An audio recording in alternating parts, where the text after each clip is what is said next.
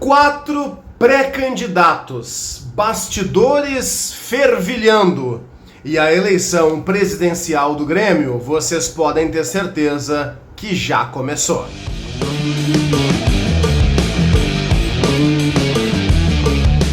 Saudações tricolores, pessoal, sejam bem-vindos ao canal. Eu sou Cristiano Oliveira, convido todo mundo aí do outro lado a já deixar o like no vídeo, já se inscrever no canal. Vocês são gremistas, gostam de trocar uma ideia sobre as coisas do Grêmio, do campo, do dia a dia, mas também dos bastidores? Então deixem o like, se inscrevam no canal. A gente está chegando sempre por aqui com a parceria da Felas Barbearia, referência na Zona Norte de Porto Alegre. Então, se vocês são da Zona Norte, da ZN, aqui em Porto Alegre, passem na Felas Barbearia, fica na Lusitana, quase na esquina com a Assis Brasil. Troca uma ideia com o pessoal, porque quem mostrar que está inscrito aqui no canal tem descontos, preços promocionais, tanto para o cabelo quanto para a barba.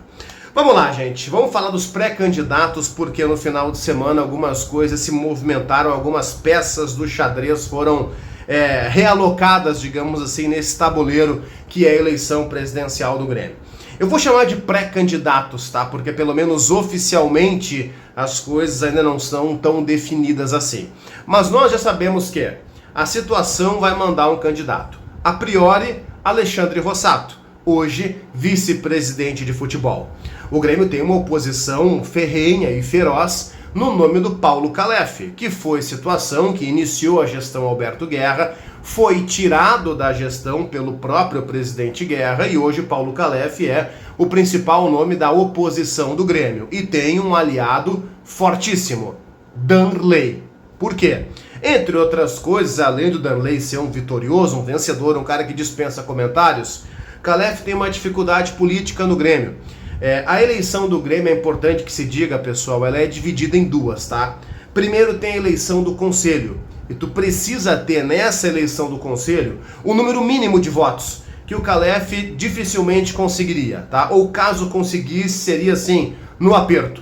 A partir do momento em que Danley tá com o Calef, essa passagem para a segunda parte da eleição, que é o pátio, ou seja, o voto do sócio, isso fica garantido, porque o Danley, na última renovação do quadro de conselheiros do Grêmio, o Danley teve a chapa ali mais votada. Então, Calef com Danley representam hoje uma oposição bastante forte. Só que ainda tem outras duas peças muito importantes. Denis Abraão se lança como um pré-candidato. Denis Abraão é um cara também com muita força dentro do Conselho, muita força política dentro do Grêmio. E há uma outra chapa que se posiciona nesse momento como uma espécie de meio termo, uma oposição sim ao Alberto Guerra, mas não alguém tão alinhado com o Calef, uma espécie de terceira via, que é Antônio Dutra Júnior, que chegou a fazer parte de alguns anos da gestão Romildo, foi um diretor de futebol, inclusive campeão de Copa do Brasil em 2016.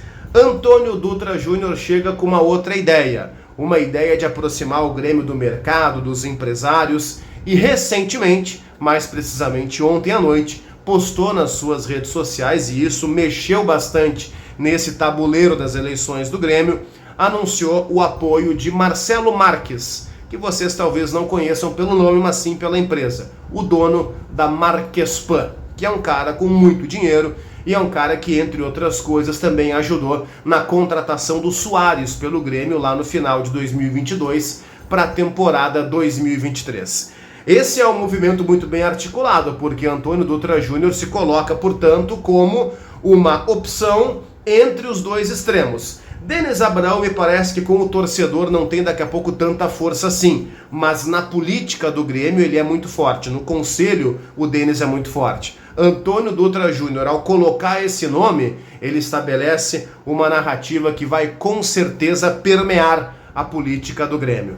Qual é o principal ponto de partida do Paulo Calef, além de ser uma oposição muito clara a essa gestão e um cara que tem uma aprovação muito grande com os torcedores? Eu digo aqui que no pátio, por exemplo, olha, nesse momento, se a eleição fosse hoje, final de março, estou gravando esse vídeo, nos últimos dias de março, se a eleição fosse hoje no pátio, Paulo Calef ganharia, ainda mais com o apoio do Danley. Isso me parece, como gremista, como cara que tem aqui a minha bolha nas redes sociais, me parece muito claro. Tem rejeição no nome do Calef? Claro que tem, mas também tem muitos apoiadores. Calef tem, por exemplo, a história do Casey Soares, dele ser, digamos assim, o cara que foi o idealizador, o cara que está puxando para o lado dele a contratação do Luis Soares. Onde é que entra o Antônio Dutra Júnior nessa história? Para dizer que não, tudo bem, o Calef pode ter tido a ideia, mas ideias não são nada sem dinheiro. O cara do dinheiro tá aqui comigo, que é o cara da Marquespan, e foi um dos caras que de fato investiu forte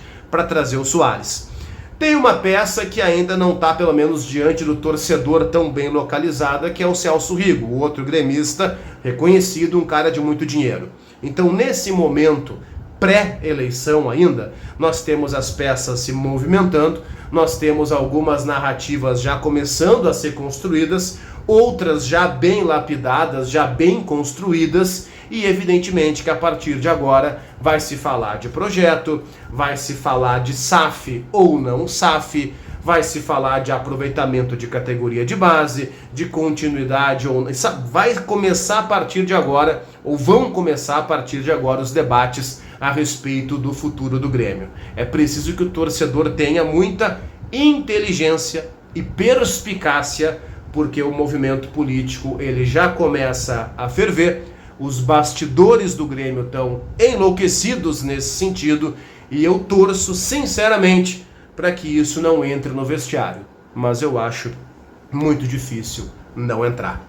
Eu estou mais uma vez com vocês aqui comparando o ano de 2025 do Grêmio com o ano de 2008, quando nós tivemos uma eleição, essa eleição dividiu o clube. 2008 foi aquela eleição Antônio Vicente Martins de um lado, Duda Crefe de outro, e essa eleição entrou no vestiário e muito por conta disso nós perdemos aquele campeonato brasileiro. Eu tenho muito receio que isso aconteça em 2025, mas sinceramente eu acho que todos os indícios vão ao encontro desse desfecho. Deixem o like no vídeo, se inscrevam no canal e comentem aqui embaixo.